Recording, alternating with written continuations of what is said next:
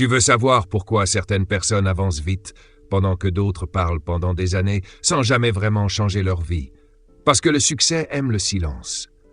Pas le silence mystérieux, pas le silence secret, le vrai silence. Celui où tu travailles sans avoir besoin d'être applaudi. Parce qu'au début, tout ce qui a de la valeur pousse dans l'ombre, comme une graine sous la terre. Personne ne la voit, personne ne l'encourage, et pourtant, elle grandit quand même. Mais aujourd'hui, beaucoup de gens font l'inverse. Ils annoncent tout. Le nouveau projet, les objectifs, les grandes ambitions, la transformation qui va arriver. Et pendant quelques minutes, ils se sentent déjà importants. Les gens réagissent, encouragent, félicitent même parfois.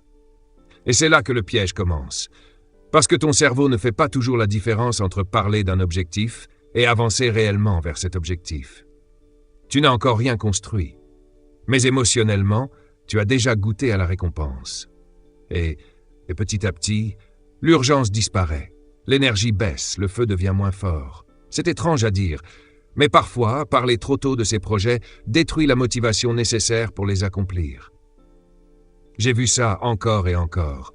Des personnes pleines d'idées, vraiment brillantes, des projets capables de changer leur vie.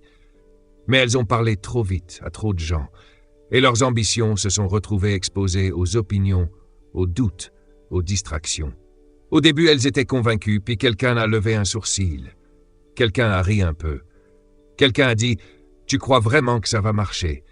Et sans même s'en rendre compte, elles ont commencé à ralentir. Parce que toutes les personnes autour de toi ne comprennent pas la vision que tu portes. Certaines personnes ne voient que le risque. D'autres projettent leur propre peur sur toi. Et le plus dangereux, c'est que ça peut arriver discrètement. Pas forcément avec des critiques directes. Parfois, c'est juste un regard, une remarque banale, un manque d'enthousiasme. Et ça suffit pour semer un doute dans un esprit qui était pourtant déterminé quelques heures avant. C'est pour ça que certaines choses doivent grandir loin du bruit, pas par arrogance, par protection. Tu n'as pas besoin que tout le monde valide ton chemin. Tu as besoin d'avancer. Et il y a une énorme différence entre les deux.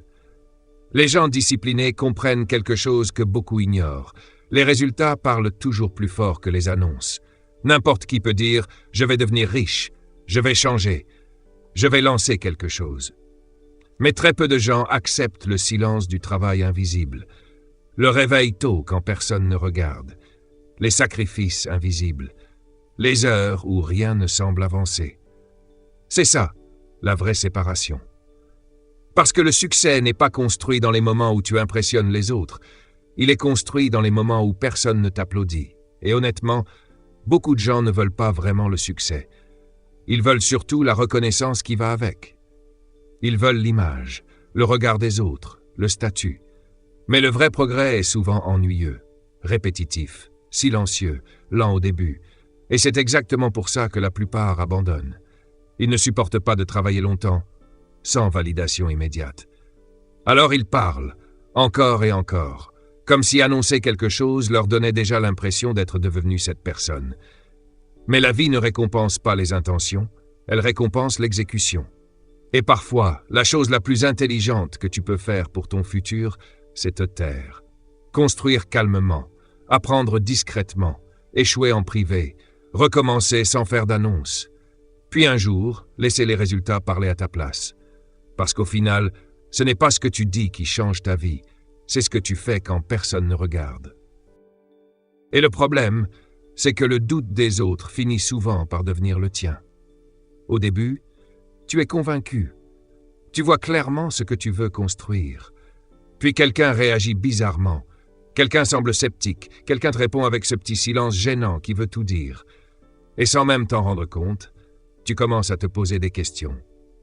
Et si je me trompais?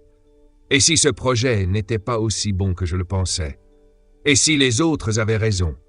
Voilà pourquoi toutes les idées ne doivent pas être exposées trop tôt. Une vision fragile a besoin de protection. Comme une jeune plante qu'on protège du froid avant qu'elle soit assez solide pour résister seule. Ça ne veut pas dire vivre dans le secret permanent. Ça veut simplement dire choisir soigneusement à qui tu parles. Parce que certaines personnes nourrissent tes ambitions et d'autres les étouffent sans même le vouloir. Tu dois apprendre la différence. Il y a des gens qui écoutent pour comprendre, et d'autres qui écoutent uniquement pour juger à travers leurs propres limites. Alors oui, l'entourage compte énormément. Mais même avec les bonnes personnes, il y a une sagesse dans le fait de rester discret. Tu n'as pas besoin de transformer chaque idée en annonce publique. Laisse d'abord le projet respirer. Laisse-le prendre forme. Laisse les actions avancer avant les paroles. Parce qu'il existe une puissance énorme dans l'effet de surprise. Quelqu'un qui parle constamment de ce qu'il va faire finit par fatiguer les gens. Mais quelqu'un qui travaille en silence et qui revient un jour avec des résultats concrets, ça marque les esprits. Imagine, pendant des mois, personne ne sait vraiment ce que tu construis. Tu travailles discrètement, tu apprends, tu ajustes, tu rates parfois, tu recommences, sans publication, sans validation, sans besoin d'impressionner. Puis un jour, le résultat apparaît. Et là, les gens disent « Attends, depuis quand il faisait ça ?» C'est ça, la force du silence. Les résultats frappent plus fort quand ils n'ont pas été annoncés 1000 fois avant. Parce qu'au fond, l'action impressionne toujours plus que les mots. Je me rappelle d'un homme qui parlait constamment de son futur business. À chaque conversation, il expliquait ce qu'il allait devenir, l'argent qu'il allait faire, le succès qui allait arriver, la nouvelle vie qui l'attendait. Au début, les gens l'écoutaient avec intérêt. Puis les mois sont passés et rien ne changeait vraiment. Alors progressivement, les regards ont changé. Les gens ont commencé à moins croire en lui. Et le pire, c'est que lui aussi a commencé à perdre confiance. Parce qu'à force de parler sans agir suffisamment, les paroles perdent leur poids. Maintenant, compare ça avec quelqu'un d'autre. Un homme simple, discret. Il avait une vision claire de ce qu'il voulait construire, mais il n'en parlait presque jamais. Pendant que les autres discutaient, lui travaillait. Pendant que les autres cherchaient de l'attention, lui cherchait à progresser. Il lisait, observait, apprenait en silence. Et quand les résultats sont arrivés, tout le monde a été surpris. Les gens demandaient « Comment t'as fait ça ?» Et sa réponse était simple « J'ai travaillé pendant que personne ne regardait. » Cette phrase contient une vérité puissante. Beaucoup veulent être vus en train d'essayer. Très peu acceptent de devenir invisibles le temps de construire quelque chose de grand, parce que le silence demande de la discipline. Il demande de croire en soi sans applaudissements. Et aujourd'hui, c'est devenu rare. On vit dans un monde où tout pousse les gens à montrer leur vie avant même qu'elle soit construite.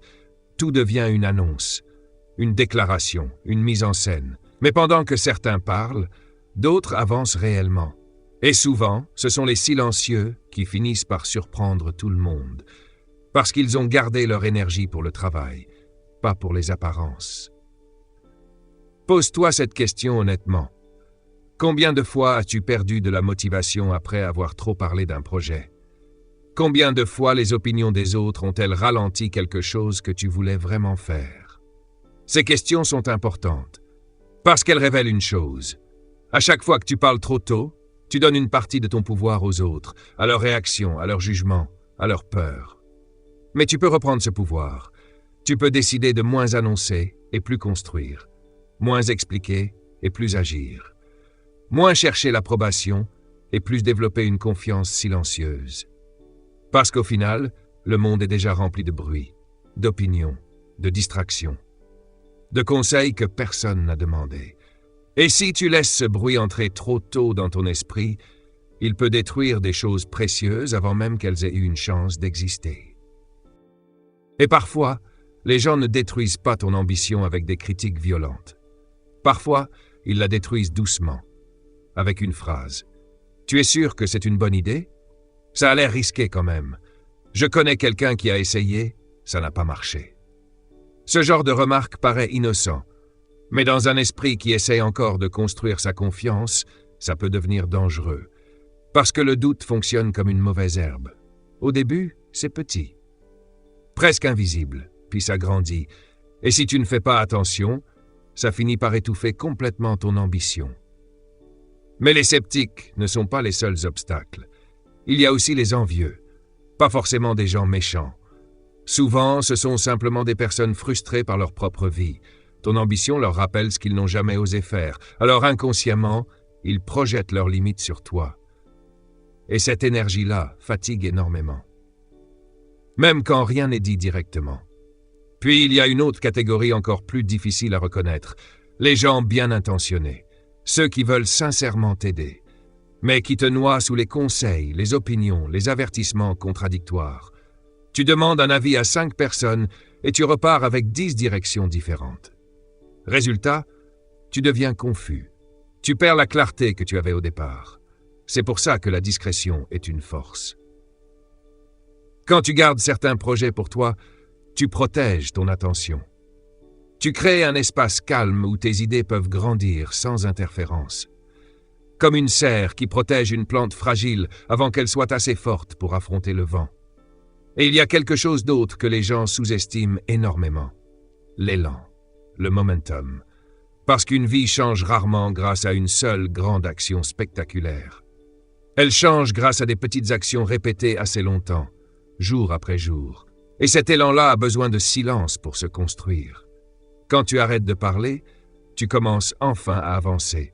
Tu développes un rythme, une discipline, une continuité. Chaque petite victoire renforce la suivante. Et sans même t'en rendre compte, tu prends de l'avance. Mais dès que tu commences à trop expliquer ce que tu fais, tu casses cette dynamique.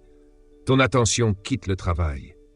Et elle part vers les explications, vers les justifications, vers le besoin de convaincre les autres. Et chaque minute passée à expliquer ta vision est une minute où tu n'es pas en train de la construire. C'est comme conduire une voiture, mais s'arrêter tous les 5 kilomètres pour montrer aux gens où tu vas. Tu perds de la vitesse, tu perds le rythme, et parfois, tu finis même par perdre l'envie d'arriver. Je connais quelqu'un qui rêvait d'écrire un livre depuis des années, mais contrairement à beaucoup de gens, il n'en parlait presque jamais. Pas de grandes annonces, pas de publications du type « grand projet en préparation ». Il s'était simplement fixé un objectif discret, écrire un peu chaque jour, même quand il n'était pas motivé, même quand personne ne savait ce qu'il faisait. Et pendant des mois, silence total. Puis un jour, il a montré le résultat terminé. Les gens étaient impressionnés, pas seulement parce que le livre était bon, mais parce qu'il avait réellement accompli quelque chose dans un monde où la plupart des gens annoncent tout sans jamais finir. Et c'est ça qui force le respect. Les gens admirent les résultats silencieux, parce qu'ils sont rares. Maintenant, compare ça avec quelqu'un d'autre. Même passion, même rêve. Mais lui passait son temps à parler de son futur livre. Il envoyait des plans, demandait des avis, expliquait chaque idée. Et plus il parlait, moins il écrivait. Jusqu'au jour où le projet a complètement disparu. Pourquoi? Parce qu'il dépensait son énergie dans l'attention au lieu de la mettre dans l'exécution. Et cette différence change tout. L'action construit la confiance. Les paroles excessives construisent souvent l'hésitation. Quand tu avances réellement, même avec de petites étapes, tu commences à te prouver quelque chose à toi-même. Tu développes une confiance silencieuse, stable, pas basée sur les compliments, mais basée sur les preuves, sur ce que tu fais réellement chaque jour. Alors qu'à l'inverse, quand tu passes ton temps à parler de ce que tu vas faire, tu restes prisonnier du monde des possibilités, du bientôt, du un jour, du ça arrive, sans jamais traverser le pont entre l'idée et la réalité. Et certaines personnes pensent que rester discret veut dire être fermé ou mystérieux. Mais non. La discrétion, ce n'est pas exclure les autres, c'est protéger ce qui compte. Comprendre que toutes les personnes n'ont pas besoin d'avoir accès à ton processus, parce que certaines choses ont besoin de calme avant d'être exposées au monde. Quand quelqu'un plante un jardin, il ne laisse pas tout le quartier marcher sur la terre avant même que les graines aient poussé. Il protège d'abord ce qui est fragile, puis quand les racines deviennent solides. Le jardin peut enfin être vu par tout le monde. Tu protèges d'abord le terrain, tu arroses en silence, tu laisses les racines se développer, et seulement après, les premiers résultats apparaissent. C'est exactement pareil avec une ambition. Quand tu gardes certains objectifs privés, tu ne te caches pas. Tu te donnes simplement l'espace nécessaire pour évoluer sans pression inutile. Parce qu'une fois que les regards des autres entrent dans l'équation, beaucoup de choses changent. Soudain, tu ne travailles plus seulement pour avancer. Tu travailles aussi avec cette sensation d'être observé. Les gens attendent quelque chose, posent des questions, demandent des nouvelles. Et cette pression peut devenir lourde, surtout au début, parce qu'au début, rien n'est stable. Tu essaies, tu ajustes, tu doutes parfois. Le succès n'est presque jamais une ligne droite. C'est souvent 2 pas en avant, 1 pas en arrière. Des erreurs, des corrections. Des périodes où tu ne sais même plus si tu progresses réellement. Et quand tout ça se passe sous les yeux des autres, chaque retard semble plus grave. Chaque erreur paraît plus visible. Chaque difficulté devient une occasion d'être jugé. Alors que dans le silence, tu peux apprendre tranquillement, échouer discrètement, te corriger sans avoir à expliquer chaque étape. Et ça, c'est une vraie liberté. C'est pour ça que la discrétion est un cadeau que tu te fais à toi-même. Elle te permet de construire sans distraction, de penser plus clairement, de rester connecté à ton instinct au lieu d'être constamment influencé par les réactions extérieures. Parce qu'à force d'écouter tout le monde, beaucoup de gens finissent par ne plus s'écouter eux-mêmes. Évidemment, les conseils peuvent être utiles, le feedback aussi, mais pas venant de n'importe qui. Et surtout, pas à n'importe quel moment. Au début d'un projet, ta vision est encore fragile. Trop d'opinions peuvent la déformer avant même qu'elle soit réellement construite. C'est seulement après avoir avancé, après avoir créé quelque chose de concret, que certains retours deviennent vraiment utiles. Sinon, tu risques de passer plus de temps à gérer les opinions des autres qu'à construire ton propre chemin. Je connaissais un homme extrêmement intelligent. Il avait toujours des idées avant les autres. Il voyait des opportunités là où personne ne regardait. Mais il avait un problème, il parlait trop vite. À chaque nouvelle idée, il l'annonçait immédiatement. À tout le monde. Et plusieurs fois, quelqu'un d'autre a fini par agir avant lui. Pas parce qu'ils étaient plus talentueux, simplement parce qu'ils étaient plus silencieux. Pendant qu'il parlait, eux travaillaient. Et cette leçon est brutale. Parfois, tu perds ton avantage simplement parce que tu as ressenti le besoin de tout révéler trop tôt. À l'inverse, j'ai connu quelqu'un de totalement différent. Très discret, pas impressionnant en apparence, pas du genre à se vanter, mais pendant que les autres expliquaient leurs futurs projets, lui construisait déjà les siens. En silence. Et quand il présentait enfin son travail, tout était prêt. Réfléchi, solide, abouti. Il n'avait pas besoin de convaincre les gens avec des paroles. Les résultats faisaient tout le travail. Et ça nous amène à une vérité importante. Les résultats sont la meilleure publicité possible. Quand tu accomplis quelque chose de réel, les gens remarquent naturellement. Tu n'as pas besoin de faire du bruit. Le vrai succès attire l'attention tout seul. Mais il y a encore une autre raison pour laquelle le silence est puissant. La concentration. Parce que ton attention est limitée. Et chaque fois que tu partages un projet avec trop de personnes, tu invites aussi leurs idées, leurs questions et leurs distractions. Quelqu'un te dit d'aller à droite. Un autre te conseille l'inverse. Quelqu'un ajoute ses peurs. Quelqu'un projette ses échecs. Et progressivement, ta vision devient floue. Tu t'éloignes du point de départ. C'est pour ça que le focus est devenu si rare aujourd'hui. Les gens sont constamment interrompus. Par les notifications, les opinions, le besoin d'être vu. Alors qu'en réalité, les plus grandes transformations arrivent souvent dans des périodes de solitude et de concentration profonde. Quand une personne travaille longtemps sans chercher d'attention. Imagine un instant que tu démarres un nouveau projet. Quelque chose qui pourrait vraiment changer ta vie. Mais cette fois, tu n'en parles à personne. Aucune annonce, aucun post, aucune validation immédiate. Juste toi. Et le travail. Chaque jour, tu avances un peu, silencieusement. Et au lieu de recevoir de l'énergie des réactions des autres, tu commences enfin à construire une énergie beaucoup plus puissante, celle qui vient de ta propre discipline. Parce qu'au bout d'un moment, quand tu travailles dans le silence assez longtemps, tu n'as plus besoin que les gens croient en toi avant d'agir. Tu avances quand même. Imagine quelque chose de simple. Travailler en silence, régulièrement, sans chercher à être validé, sans attendre un regard extérieur pour te sentir avancer. Maintenant, pose-toi une vraie question.